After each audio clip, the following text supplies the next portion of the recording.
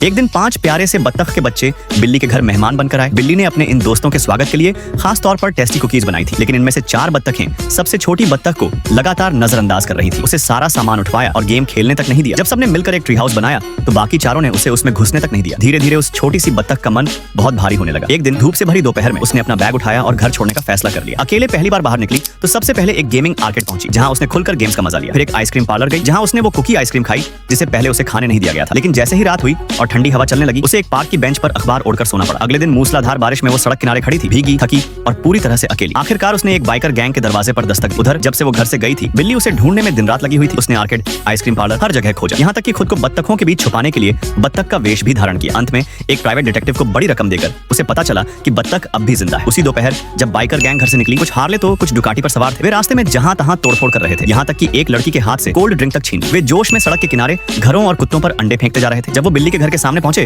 तो गाड़ियां अचानक रुक गई। एक पक्षी ने बत्तख को अंडा पकड़ाकर कहा, चल फेंक। वो खिड़की से बिल्ली की झलक देखकर थोड़ी झिझकी, लेकिन बाकी बत्तखों के प्रेशर में आकर उसने धीरे धीरे अंडा उठाया। जैसे ही उसने अंडा फेंका, घर का दरवाजा खुला और बिल्ली सामने आ गई। अंडा सीधा उसी को लगा। उस पल बत्तख को गहरा पछतावा हुआ। समझ नहीं आ रहा था क्या करे, लेकिन बिल्ली ने मुस्कुराकर हाथ हिलाया और उसे वापस बुलाया। उसे पता था कि ये बच्चा बाहर बहुत कुछ झेल कर लौटा है। आखिरकार एक गर्मजोशी से भरे आलिंगन में दोनों फिर से एक हो गए। अब भले ही बाकी बत्तखें उसे फिर तंग करें, लेकिन उसके पास एक सच्ची दोस्त है।